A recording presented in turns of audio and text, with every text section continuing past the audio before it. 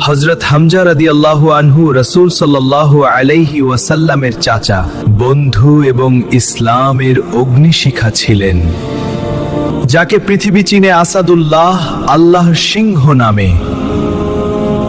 মক্কার কুরাইশের সম্মানিত পরিবারে তার জন্ম। শৈশব থেকেই তিনি ছিলেন শক্তিশালী, সাহসী ও উদার মনের মানুষ। শিকার, তীরন্দাজি, ঘোড়া চালনা, যে কাজে হাত দিতেন সে কাজেই শ্রেষ্ঠ হতেন। যেদিন আবু জাহেল নবী করিম সাল্লাল্লাহু আলাইহি ওয়াসাল্লামকে অপমান করল, সেদিন ইতিহাস ঘুরে গেল। হামজা রাদিয়াল্লাহু আনহু শিকারের ধনুক হাতে কাবায় এসে দাঁড়ালেন। আবু জাহেলকে আঘাত করে বললেন, আমি মুহাম্মদের দ্বীন গ্রহণ করলাম। সেই ঘোষণা ছিল বজ্রের মতো। ইসলাম পেল এক ঢাল, এক অদম্য যোদ্ধা। বদরের ময়দান কাঁপল তার তরবারির ঝলকে। মুসলিম সৈন্যদের হৃদয়ে আগুন জ্বালানোর মতো সাহস দিলেন তিনি। মানুষ তাকে ডাকল আসাদুল্লাহ, আল্লাহর সিংহ।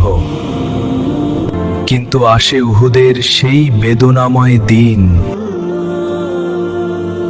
হামজা রাদিয়াল্লাহু আনহু অগ্রভাগে শত্রুর দিকে ঝাঁপিয়ে পড়ছেন। এদিকে ওয়াহশী হিন্দার লোভে ও প্রতিশোধে প্রলুব্ধ হয়ে একটি বর্শা তাক করল তার দিকে। বর্শা বিদ্ধ হলো তার দেহে এবং ইসলামের এই সিংহ মাটিতে ঢলে পড়লেন। হামজা রাদিয়াল্লাহু আনহু শাহাদাত লাভ করলেন। কিন্তু এখানেই শেষ নয়। হিন্দা নবীর চাচাকে হত্যা করতে পেরে উল্লাসে মেতে ওঠে। সে তার বুকে ছুরিকাঘাত করে।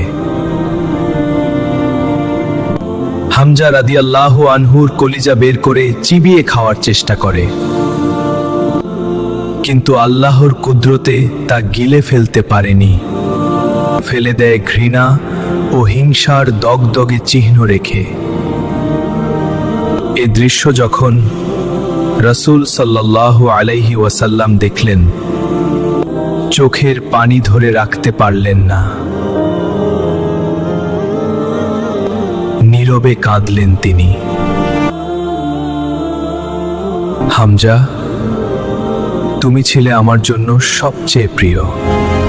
হামজা রাদিয়াল্লাহু আনহু এর জীবন আমাদের শেখায়, সত্যের পথে দৃঢ় হও, অন্যায়ের সামনে মাথা নত করো না। আল্লাহর ভালোবাসায় জীবন বিলিয়ে দেওয়াও সাফল্য।